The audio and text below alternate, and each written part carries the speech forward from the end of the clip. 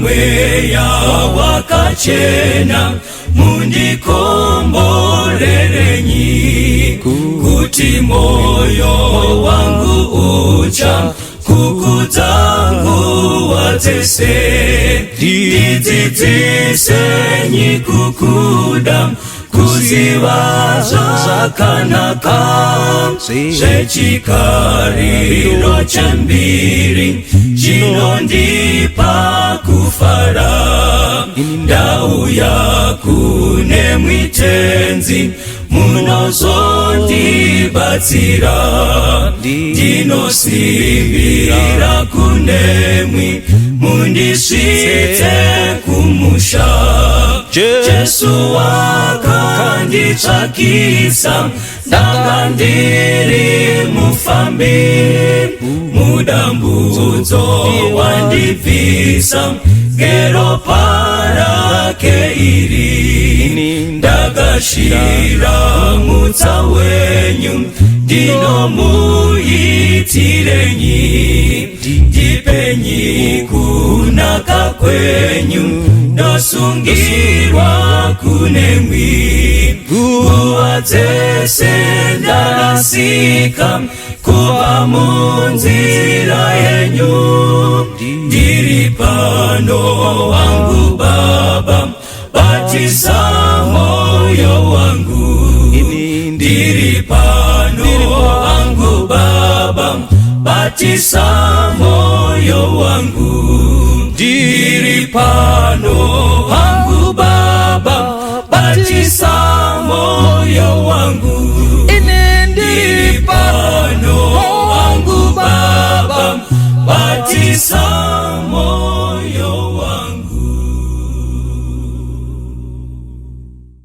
Ndokwasai vana vaMwari muzita raJesu Kristu, amen. Amen. Toda kutenda Mwari zvakare nechipo cheupenyu, zvakare nemukana umwe watawana wekuti titeerere shoko rake, tinzwe zvimwezve zvaJesu.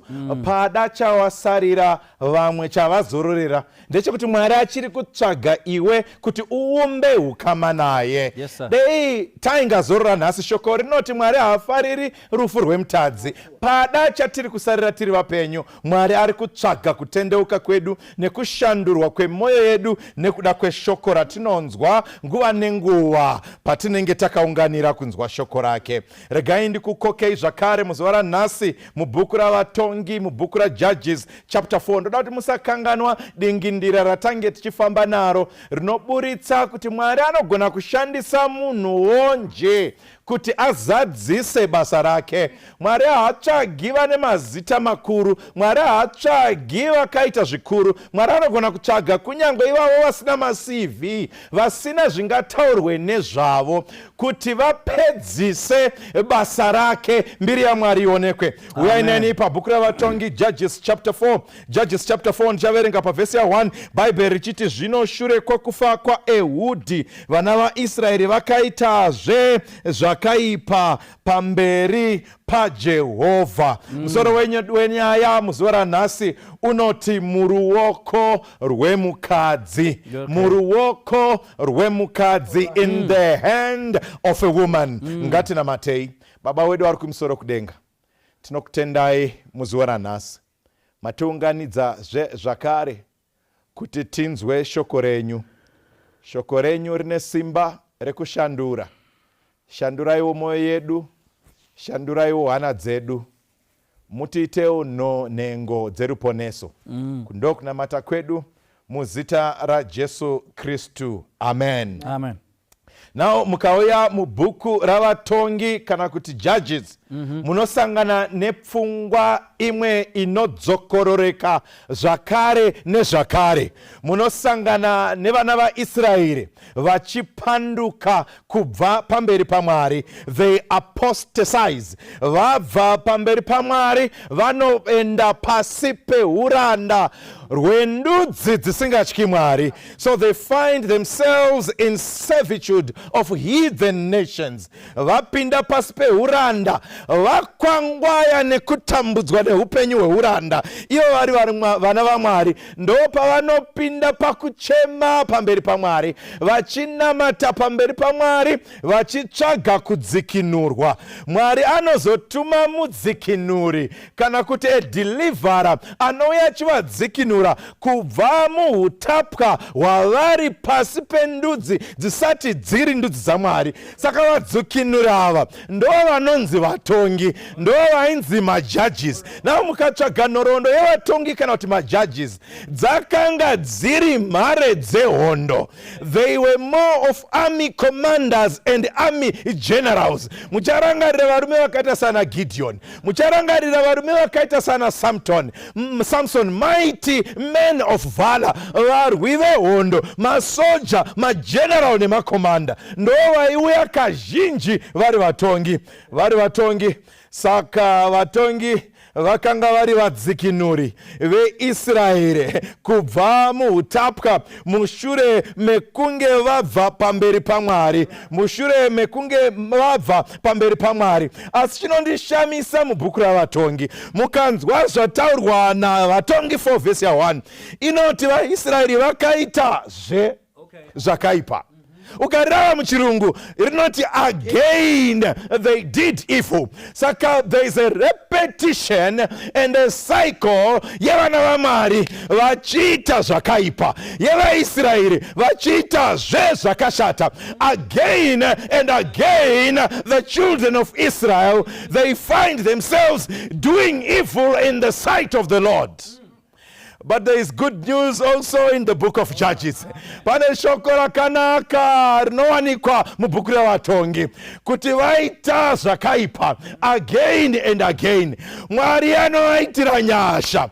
God in his mercy would always send a deliverer to deliver the children of Israel from servitude, from the hands of the heathen nations.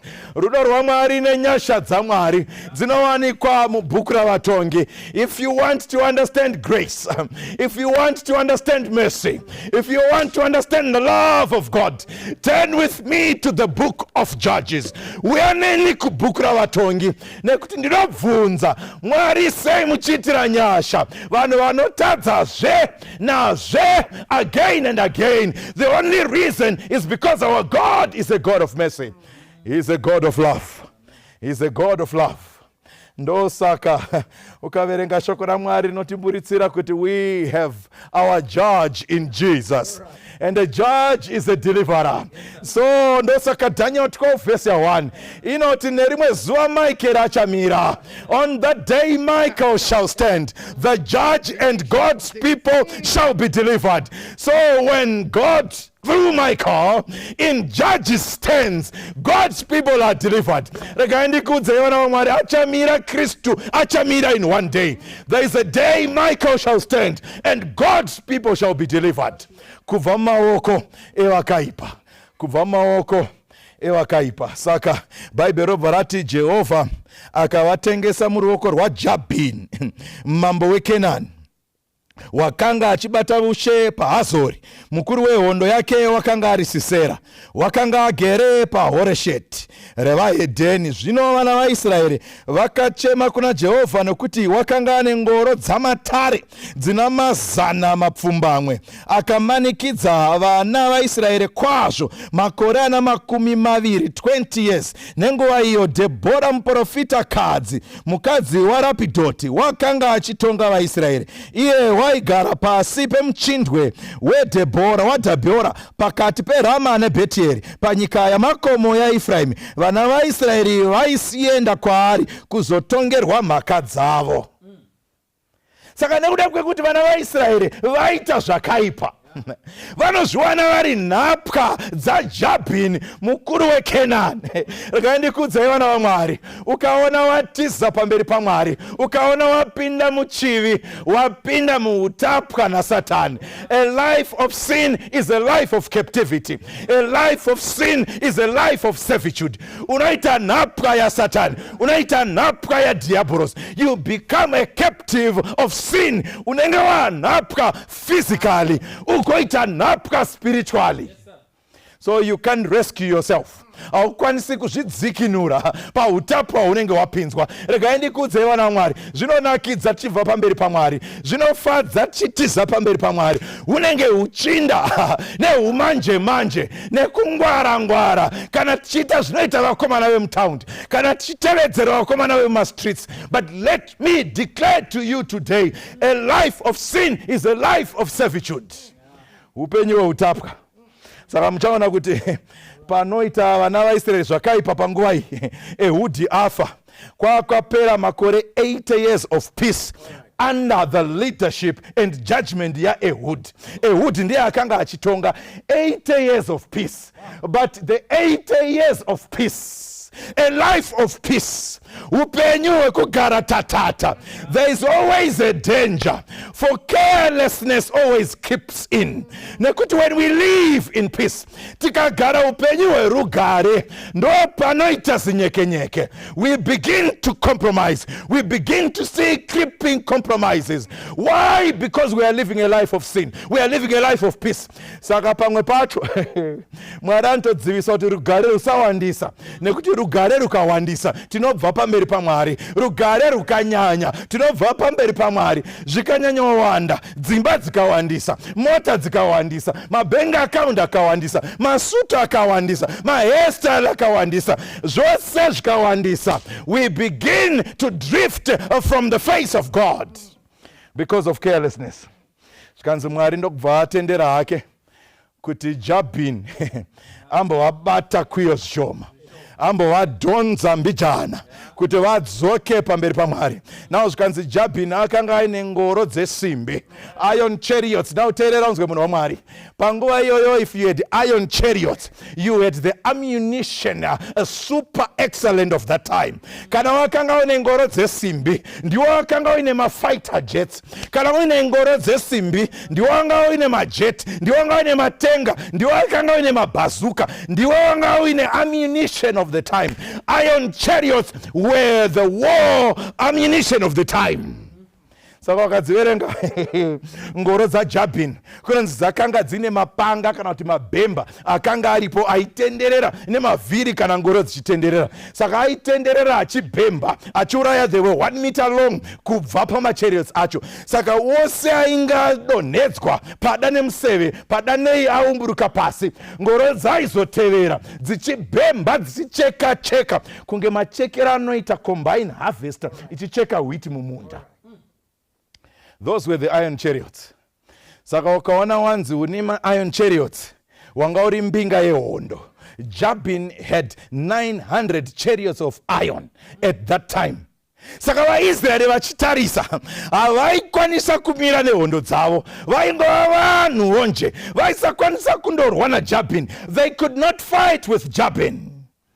But chinondi katyamadza panguva iyi, kunonzi vanhu vakabva vatizira kumukadzi wainzi Deborah naIsraeri. Varume vese vehondo vakanga varipo. The armies of Israel were there. But at the time they had to cry to a woman called Deborah.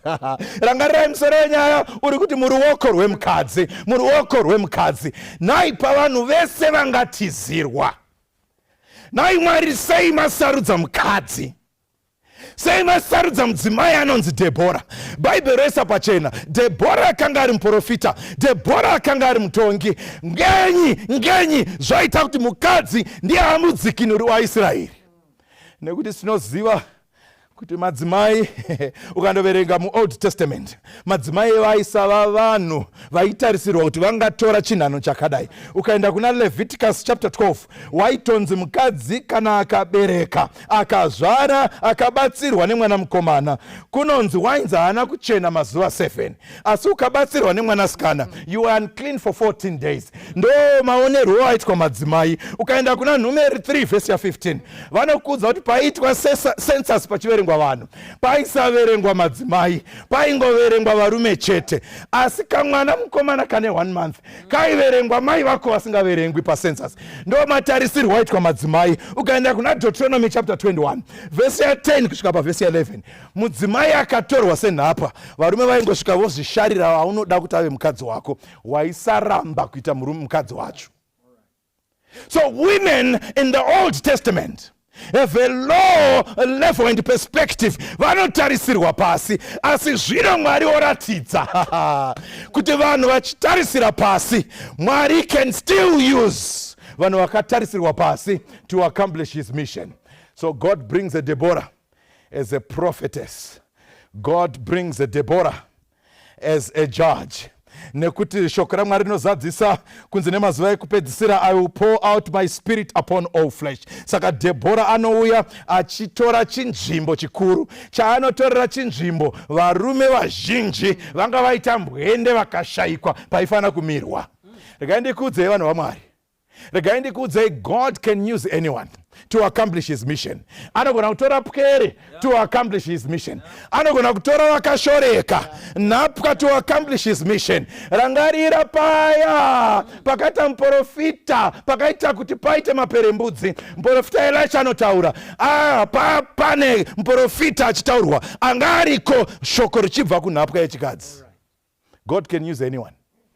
Saka Mwari anoshandisa Deborah kuti aite basa. Varume vese vakanga vaita mbwende, varume vese vakanga vashaya kutenda. Saka Deborah anouya semutongi. Panguva yavanga vatambudzika, varume vanotizira kuna Deborah to look for deliverance. Thank God for the times of crisis. Thank God for the times ekutambudzika kwedu.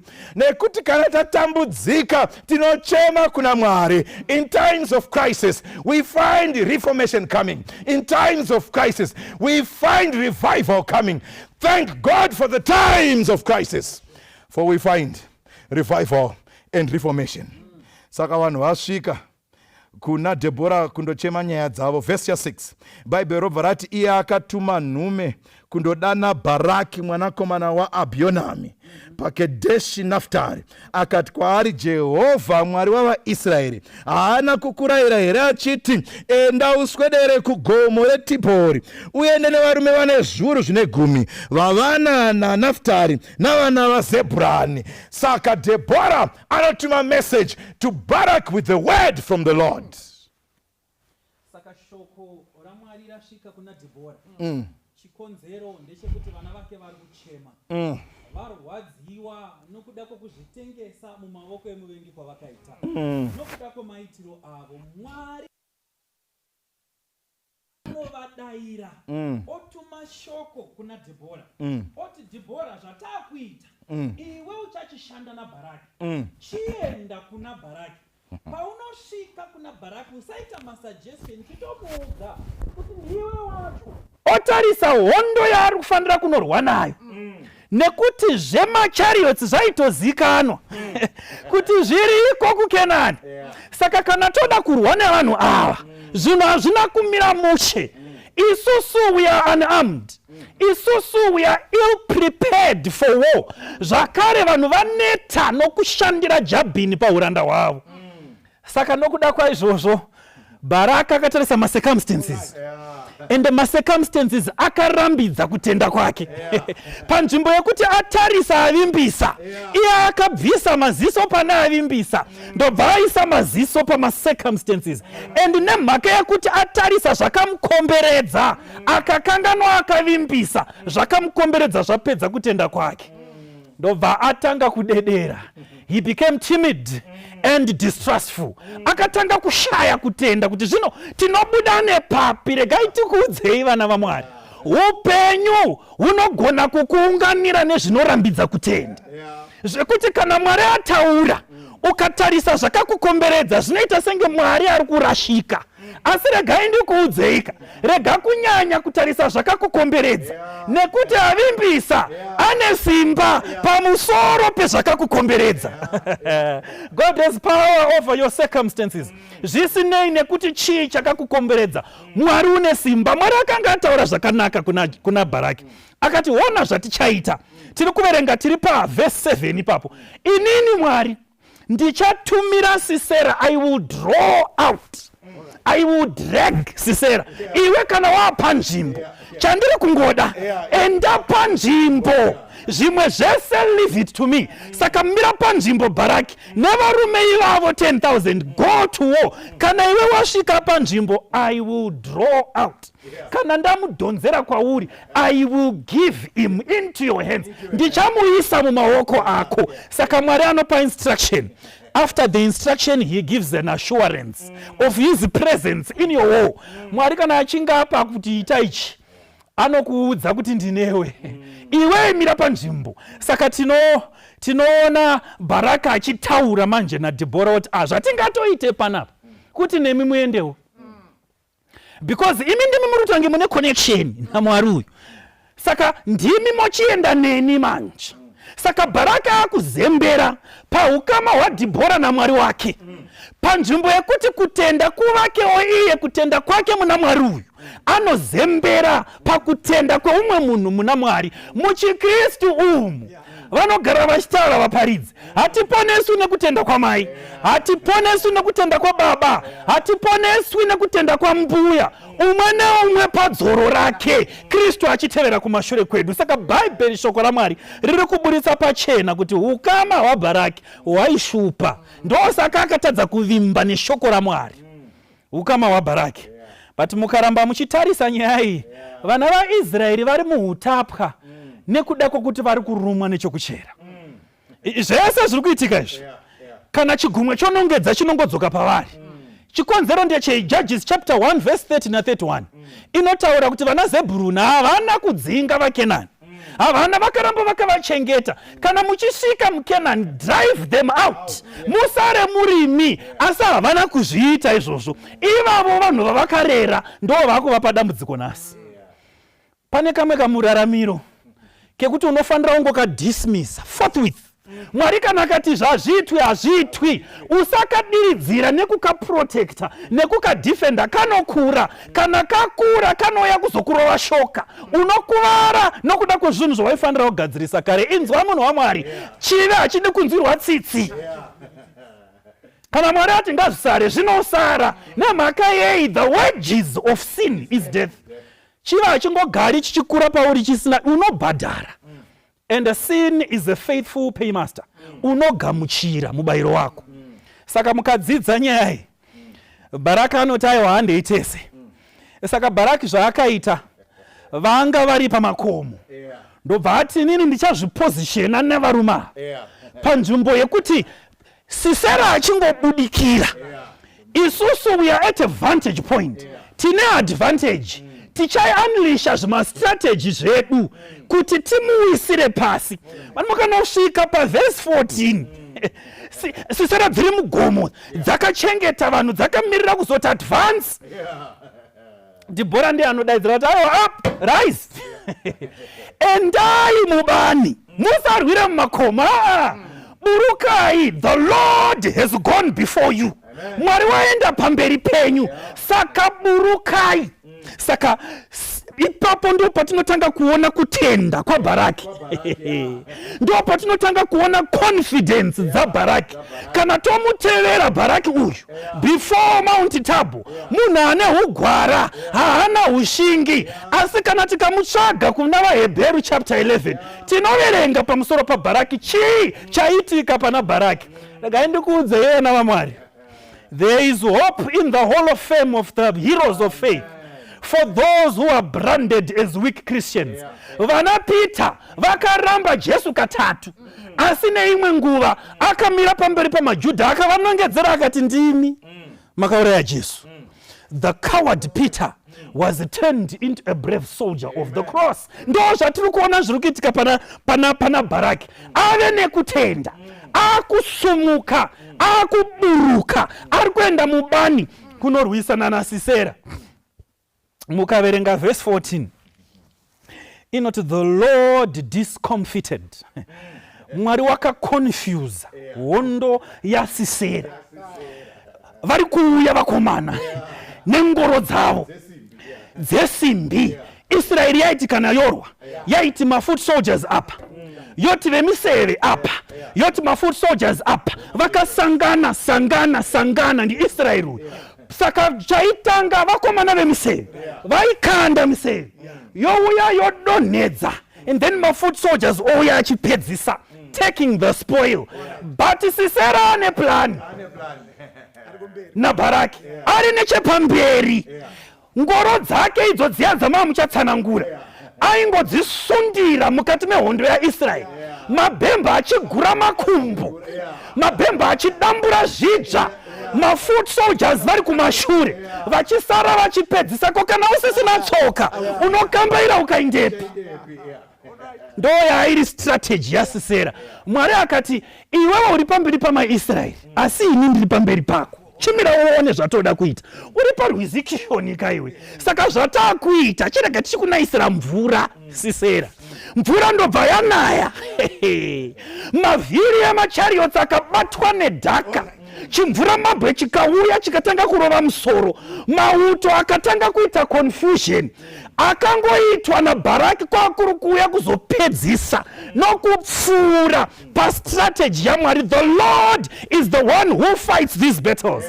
If the battle is spiritual, if the battle concerns you, for whom Jesus died on the cross, sit still and watch the deliverance of the Lord. Mwari unokudzikinura iwe paunopererwa. Mwari ari kuona muvengi nemastrategy ari kuuya nawo. God is always ahead. Saka Sisera akaona kuti pashata. Sisera aona kuti pashata, akaona kuti ngoro hadzichafambi. Ameno kuti pfungwa dzavhiringika zvakadii. He could have easily gone kumberi kwechariot 1 zvayo, akabvisa bhiza akatasva akamhanya. But the man leaves the horse, the man leaves the chariot, and he runs away on foot. When the Lord intervenes, the enemies are scattered. Nekuti Mwari une simba. Chandoda kuti muongorore tisati tateera tsoka dzaSisera kuti uri kumboindepi. Chandoda kuti muongorore ndechekuti in the matters of salvation, God places the responsibility on the shoulders of men, but he is the one who accomplishes the purpose. Mwari ari kuti kuna Bharaki, endai kuhondo, asi ini ndini ndichadhila naSisera. Imi meendai naJabhini, imi meendai, asi ini ndichapedza nyaya idzi. Buruka, verengai verse 14 na 15. Muchadzidza pa verse 14 ichinopera kuti akaburuka Bharaki with 10,000 men. But panozoya verse ripamberi inoti the Lord was doing the fighting. Saka munyaya yechiKristu ndisu tinotumwa hedu kunoparidza asi hatitendeutsi. Munyaya dzechiKristu Pauro anoti work out your salvation with fear and with trembling, but it is God who has put the will, the desire to repent in you. Ndi Mwari unoita basa racho, ndi Mwari unoita basa racho. Saka mukomana aburuka pangoro akumhanya. Bhaibheri shoko raMwari rinotaura kuti wakamhanya akanosvika pamatende eMakenites. Paari kusvika pamatende eMakenites anodaidzwa nemunhukadzi anonzi Jael. Toda kuti muuye mufundisi mutiudze kuti zvakazodii, nekuti muchinda watiza amhanya apa tende remukadzi unonzi Jael, zvakazoita sei? Rangarirai musoro wenyaya uri kuti muruoko rwemukadzi, and tasiya Sisera aburuka mungoro akumhanya netsoka ndokusvika pamatende eMakenites. But nditenderei timbotanga tafunda mbichana.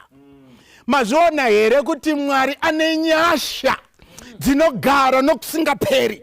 Mapisarema 136 anoti rumbidzai Jehovha nokuti nyasha dzake dzinogara nokusingaperi.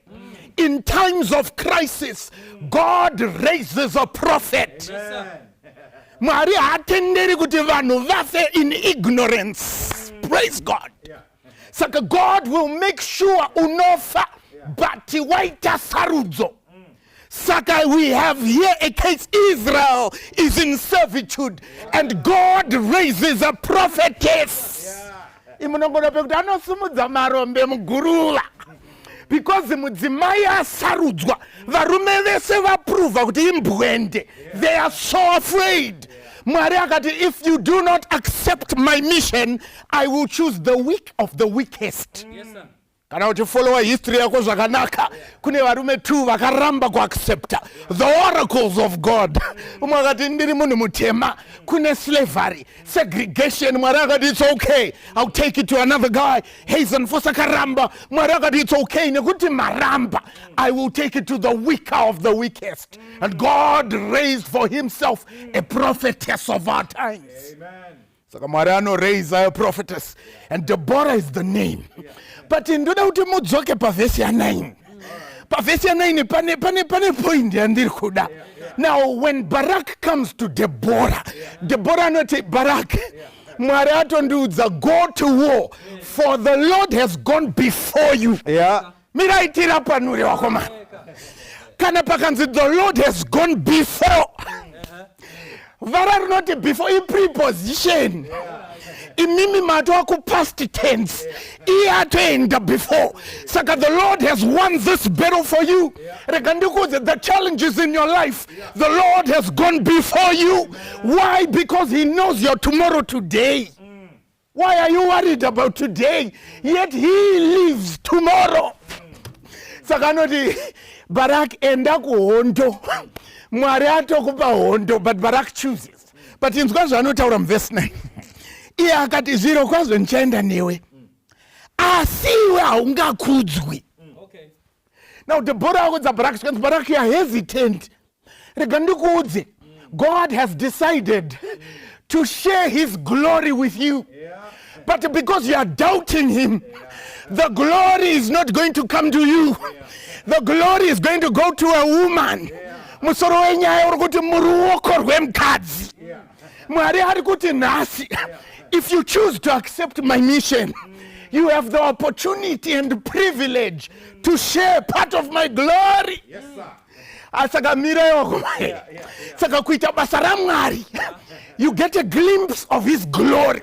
But Vandaisa disclaimer and a warning. Do not let the glory choke you, for glory and honor belong only to him. Barak still anakumotivate kwa nazo. I can only go if you go with me. It's okay, but the glory is going to go to a woman. Saka Sisera maisa pachena mukati akanze, I will draw out Sisera. I will draw him out.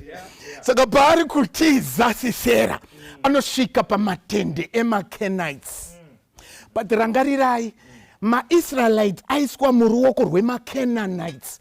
Pane musiyano pakati pema-Kenites nema-Canaanites. Ngatifunde musiyano. Ma-Kenites kakari kaboka kema-nomads. That's why mukadzokera pana 1 Samuel chapter 15. Saul akuenda kuhondo nema-Amalekites. Ma-Kenites anga kabatana nema-Amalekites. So kwakuti varume ndiri kuuya nehondo. Patsanai nekuti ndikauya ndiri kuparadza vese. Ma-Kenites ndokuti kuna Agag nema-Amalekites, sara henyu sitakuenda. Ma-Kenites ukazofunda ndovaya vanodescenda from Jethro, tezvara vaMoses. Ndo ma-Kenites. Saka ukazouya apa, uyu ari kunzi Jael, mudzimai waHebha, Hebha the Kenite. Saka pasvikwa pamusha paHebha, but Hebha haapo. Regaite vatafunda tsika yenguva iyi. Tsika yenguva iyi. Matende kwakuine varume, kwauya matende evakadzi. Murume waisawanikwa uchienda kutende revakadzi. Kana woda mudzimai wako, waimukonsult, waimudedza, obva kutende rake, ouya kutende rakwe iwe murume. Saka Sisera mukuru wehondo amikomanda vari kutiza ndokusvika pamusha waHebha ndokubvaona Jael zvikanzi naJael dotsaukirai kuno ende ndoda kuti uteerere materms of endearment aJael zvikanzi musatya nai ndimbobvunza anofanirwa kutya umwe ndiani an army commander Sisera the commander of Jabin's forces nekuonawo Jael the wife to Heber who is supposed to say to the other usatya but Jael anoti musatya zvenyu dotsaukirai kuno but atizakawo ndokusvika zvikanzi matii mai zvikanzi pindai mutende rangu Sisera army commander kupinda mutendere mudzimai muruoko rwemudzimai. When men don't take their positions, God will raise stones. Saka Sisera ndokunyawaira kupinda mutendere mukadzi Jael. But Jael apinda Sisera anoti ndipo mvura. Now mukaramba muchiverenga text inoti Jael haana kuuya nemvura akavhura bhodhoro remukaka ndokumudururira in a princely cup zvikanzi imwai henyu. But mamboona here there was peace between the Canaanites and the Kenites. Saka kuna Sisera ari kuti I'm at home because there is no war between the Kenites and the Canaanites. Saka I'm at home. But rega ndikudze Jael paari kuuya nemukaka iye akumbirwa mvura. Is it because atadza kunzwa request ekuti ndipo mvura? Now ndakangovhunza vanostada zvehealth. They told me one thing, milk is a sedative. Kana uri kushaya hope, try this. Manheru ako wakuda kunorara 30 minutes before, take a glass of milk, you will sleep better. Saka Jael ari kuziva kuti mukuru uyu anofanirwa kuti arare. She has an agenda. Zvikanzi inwai zvenyu mukaka, makumbira mvura, inwai mukaka. And the record is clear. Anwa mukaka. Jael anotoya negumbezi. Zvikanzi fugai mukuru, fugai. Nyatsozororai, relax. But remember, Barak is on his tail. Ari kuuya. Now Sisera anoita something zvikanzi amai chimirai padoo.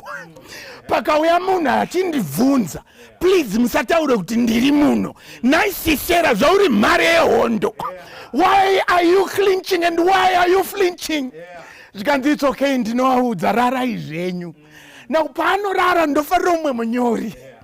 Zvikanzi Jael came to a realization. Akati this is an enemy of God's people. He wants to put out the light. How can I side with God's enemies? But Mukenite. But shoko ramwari rataura zvikanzi maramba mukoma Baraki. Mbiri ichauya nemukadzi mumaoko emukadzi. Saka Sisera wakotsira wakafuga gumbezi. Now Jael anondifananira na Hebrews varume.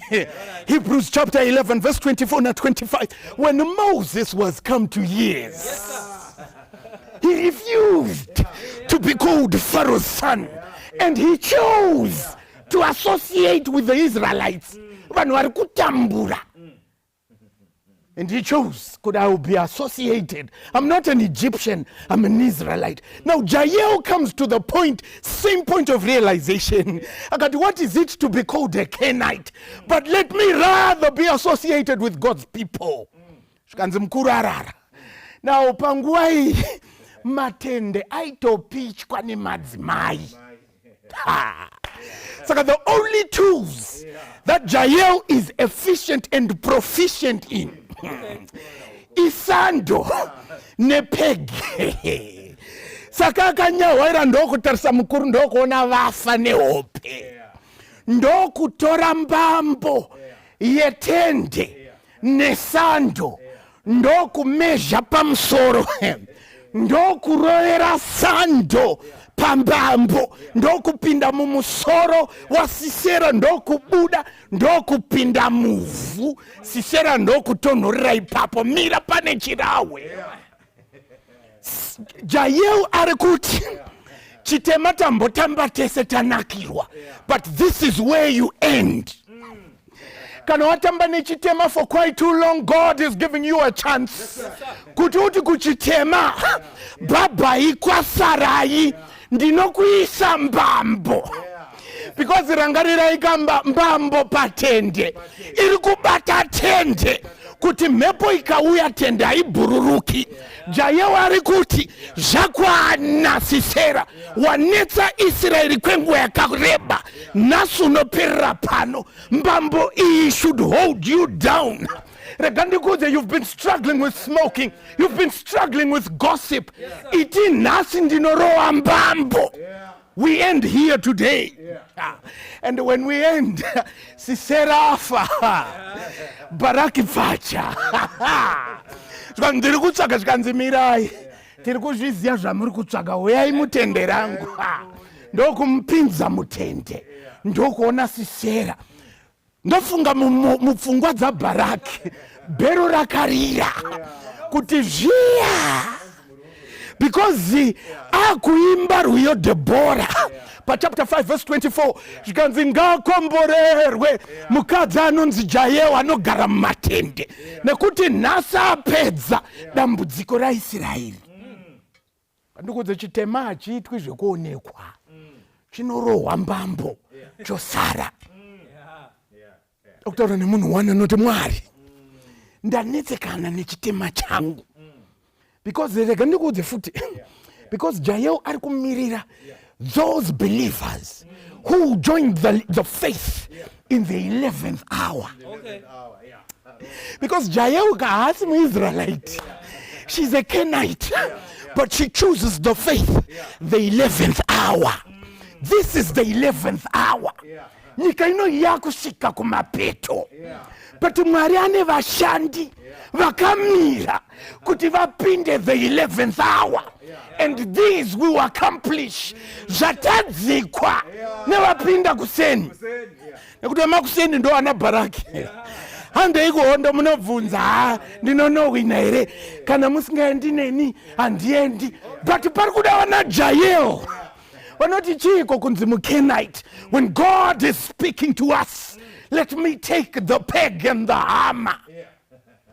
Uripo here muKenite, noti Mwari, I want to hammer my sin to the floor, and ndobva ndaisiya, and I want to join the armies of God. Kana uri munamato wako, namata nesu. Ngati namatei. Baba muri kumusoro kudenga, tinotenda nekuti hamusati makamboita chinhu musina kunyevera vana venyu.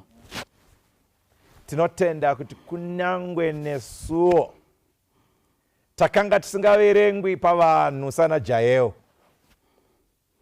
takukwanisa kuvawo vamwe vehondo yaJehovha. Tanetsekana nechitema kwemakore, tenzi takuda kuchirovera nehoko pasi kuti tikuteverei timire kurutivi rwehondo yaJehovha. Nguvapo yakundopera, nyika yakuenda kumapeto. Tinotenda nekuziwa it's not too late to join God's army. Mune hondo yenyu mumazuva ano ekupedzisira.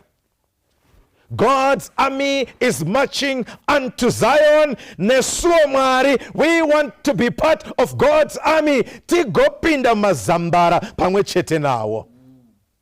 Tinoisa moyo yedu kwamuri Mwari. Takasimudza moyo yedu muzuva ranhasi. Chatiri kutsvaga Mwari ndechekuti isuwo taisaverengwa pavanhu, nesuwo takarashwa, nesuwo tatisingazivikanwi, matiratidza muzvidzidzo zvatange tiinazvo kuti nesuwo munogona kutishandisa mubasa renyu kana tazvipira kuva venyu. Saka tazvipira nhasi kuva venyu Mwari. Tipinzeiwo mubasa irori, tishandisei nemweya wenyu, tisimbisei nesimba renyu. Nakana mchuya nesuwo tigowanikwa mazita akanyorwa mubhuku reupenyu. Uku ndokunamata kwedu muzita raJesu Kristu. Amen and amen. Rukariro ulo rwangu rusimbire kuna Kristu, andinawiri nemunhu simuzita Jesu, ndinomira kuna Jesu, ndiye domboneyo yangu, chimwe ndichanyura zangu, kuti awikwa ngedima, tsitsi dzake ndogarira, mumwepo huru yesimba, ruoko rwake ndobata, ndinomira kuna Jesu, ndiye domboneyo yangu, chimwe ndichanyura zangu, chirangano chake icho nechitsidzo cheroparo, zvinondipa rusimbiro pakati pemadambudzo, ndinomira kuna Jesu, ndiye domboneyo yangu, chimwe ndichanyura zangu.